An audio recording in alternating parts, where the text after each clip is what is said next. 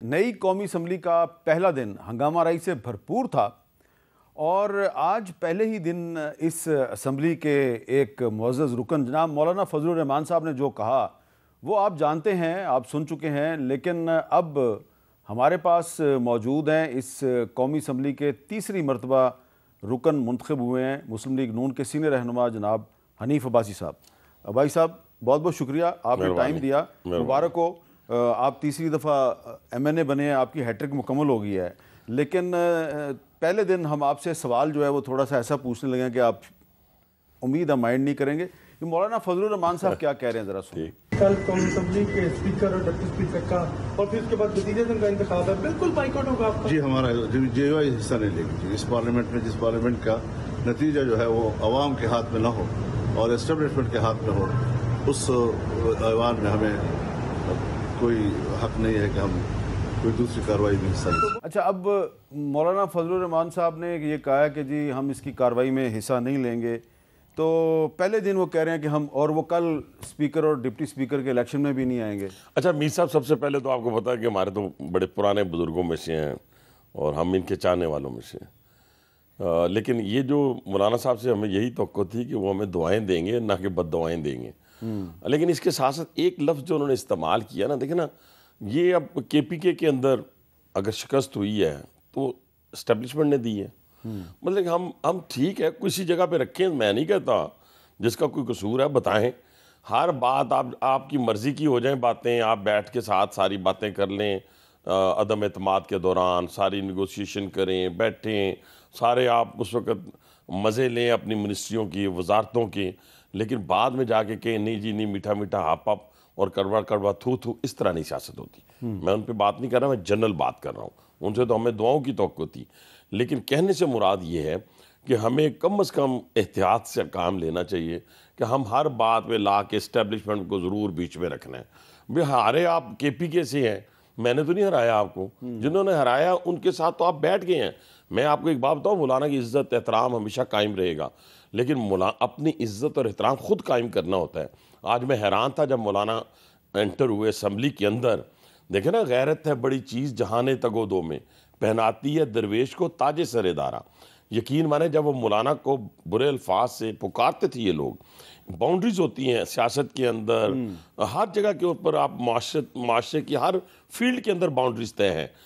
जो अल्फाज अदा किए गए हैं, आप इस मुखालफत के अंदर जाके उन लोगों के साथ मिलना मिलाना और मोहब्बत और प्यार की पींगे बढ़ाना, जहाँ आपकी ज़ात से अब बात चली गई हो और आपकी ज़ात को इस तरह के अलकाबात से नवाजा गया हो कि यकीन माने कि मैं उनका साथी होने की, पुराना साथी होने की वजह से मैं बर्दाश्त नहीं कर सकता था।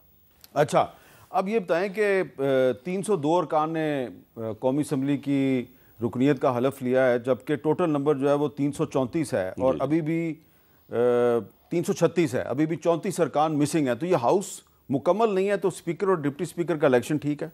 नहीं, देखिए, हाउस इसलिए मुकम्मल नहीं है या मुकम्मल है, आइनी तौर पे कॉन्स्टिट्यूशनली मुकम्मल है। देखिए ना, जो ख़वातीन की नशिस्तों वाला फ़ैसला है वो इलेक्शन कमीशन ने करना है। उसके अंदर एक बड़ी बहुत आइनी तौर के ऊपर बिल्कुल क्रिस्टल और क्लियर बात है कि आप एक तरजीह लिस्ट देते हैं, उसका एक टाइम होता है। अच्छा, उसमें अगर आपने 10 लोग दिए हैं लेकिन आपकी सीट ज़्यादा आ गई हैं तो आप उसमें ऐड कर सकते हैं, 10 ऐड कर सकते हैं, 20 ऐड कर सकते हैं अगर आपकी सीट्स आ गई हैं। लेकिन अगर आपने डे 1 से अपनी लिस्ट ही तरजीह लिस्ट नहीं दी तो आप किस तरीके से क्वाइन का कोई ऐसा मुझे और आँख उखा दे मुझे निकाल के जिसके ऊपर लिखा हो कि जनाब तरजीह लिस्ट ना भी दी हो तो आप बाद में दे सकते हैं, बताएं आईनी तौर के ऊपर। डेट है, डेट, ये नहीं, डेट है, एक डेट है, उस डेट तक आपने देनी है, उसके बाद तो आप दे ही नहीं सकते। अच्छा, अब ये बताएं कि सवाल मेरा ज़रा थोड़ा सा मुख्तलिफ है जी जी, कि जो कुछ आपके साथ और आपके साथियों के साथ तहरीक इंसाफ के दौरे हुकूमत में हुआ, आप ये नहीं समझते कि वो दोबारा नहीं होना चाहिए और एक नई बिगनिंग शुरू होनी चाहिए, एक नए दौर का आगाज़ होना चाहिए? और जो आज कौमी असम्बली में हुआ ये वो अच्छी शुरुआत नहीं है, इसको बेहतर कैसे बनाया जाए? मीर साहब, पहली बात तो यह है कि मैं पंजाब के अंदर मरीम नवाज साहबा के इस अमल को सराहता हूँ कि उन्होंने जाके जो उनका अपोजिशन का जो लीडर था उसके पास गई और उनको बताया कि मैं उतनी आपकी भी लीडर हूँ, आपकी CM हूँ जितनी मैं दूसरों की। اسی طریقے سے مجھے امید ہے انشاءاللہ شہباز شریف صاحب کی شخصیت ایسی شخصیت ہے جو 13 جماعتوں کے ساتھ لے کے چل سکتے ہیں، لیکن ایک دوسری طرف رویہ دیکھیں نا کہ میں نہ مانوں والا رویہ ہے. اور جو آپ نے 2018 والی بات کی، جو یہاں کہا کہ ساتھیوں کے کسی پہ 15 کلو ہیروئن ڈال دی گئی، کسی کی ادویات کو منشیات بنا دیا گیا، کسی کو ویسے ہی پکڑ کے اندر بند کیے، خواہشات میں بند کرنا.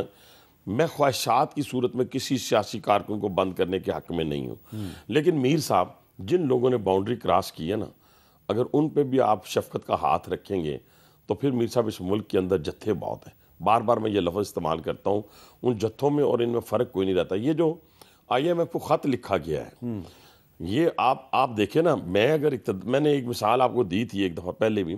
ایک ہاسپٹل میں ایک MS صاحب آئے تو مجھے ان سے 2-3 چیزوں پہ بڑا اختلاف تھا. ایز اے پولیٹیشین کسی وقت ابال آتا تھا کہ یار یہ میری بات ہی نہیں مان رہا اس مسئلے میں، لیکن دوسری طرف اس انسٹیٹیوشن کا لوگوں کے اندر اتنا اچھا فیڈ بیک تھا. جس گلی محلے میں ہم جاتے تھے لوگ کہتے تھے واہ واہ واہ، ہم گئے جی ہاسپٹل کے اندر اور ہمیں یہ سہولیات ملی. میں ان چیزوں کو بھول جاتا تھا، اس لیے کہ میں سمجھتا تھا کہ میری ذاتی انا کی وجہ سے یہ انسٹیٹیوشن تباہ نہ ہو جائے. تو اس لیے یہ ذاتی انا کی وجہ سے آپ پاکستان کو تباہ کریں گے، برباد کریں گے. آپ کبھی پریزیڈنٹ آتا ہے چین کا، اس کے سامنے کھڑے ہو جاتے ہیں. کبھی آپ چائنیز کمپنیز کے اوپر الزامات لگاتے ہیں، وہ بھاگ جاتی ہیں یہاں سے.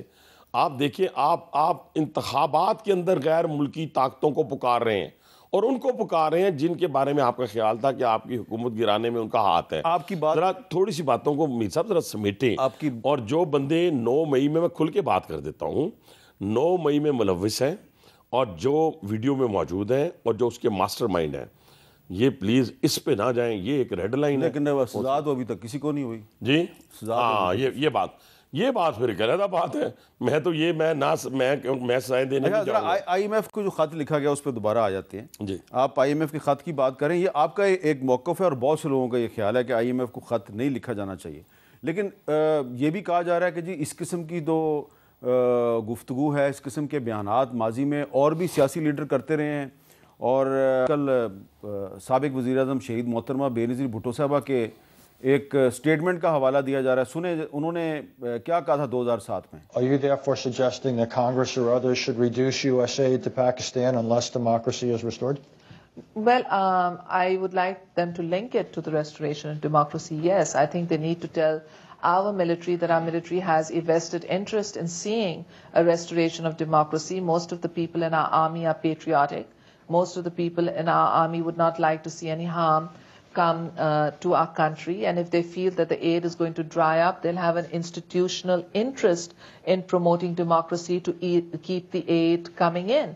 But if they think that they can keep the aid even with a dictatorship, why should they tilt towards a democracy? اچھا، ذرا موقف تھوڑا ڈیفرنٹ ہے کہ ایڈ جو ہے اس کو ڈیموکریسی کے ساتھ لنک کیا جائے ڈکٹیٹرشپ کے ساتھ لنک نہ کیا. بہت فرق ہے نا. میں جب ان کا انٹرویو سن رہا تھا تو میرا جواب تیار تھا کہ بھی دیکھیں وہ آمریت کے دور کی بات کر رہی ہیں. آج آمریت نہیں ہے بھائی جان. اچھا، آج کہاں آمریت ہے بھئی؟ آپ کہہ رہے تھے، خود چیخ کے کہہ رہے تھے کہ اگر آئینی طور پہ قانونی طور پہ مجھے ہٹانا تو ہٹاؤ. آپ نہیں تقاریر کرتے تھے. آپ آئینی طور پہ ہٹ گئے، اس کے بعد آپ چین سے بیٹھے نہیں. تو آپ اس کے خلاف کو کاروائی کریں گے جو IMF کو خط لکھا ہے؟ ہم نے کیا کاروائی کرنی ہے؟ اب ساری دنیا کو پتہ چل گیا ہے. میں تو یہ کہنا چاہتا ہوں بھائی جان، یہ ملک ہے، ہم ہیں. اس ملک کے اندر آپ وہ باؤنڈری کراس نہ کریں جہاں کے بعد پھر واپسی ممکن نہیں ہے. بس. اچھا.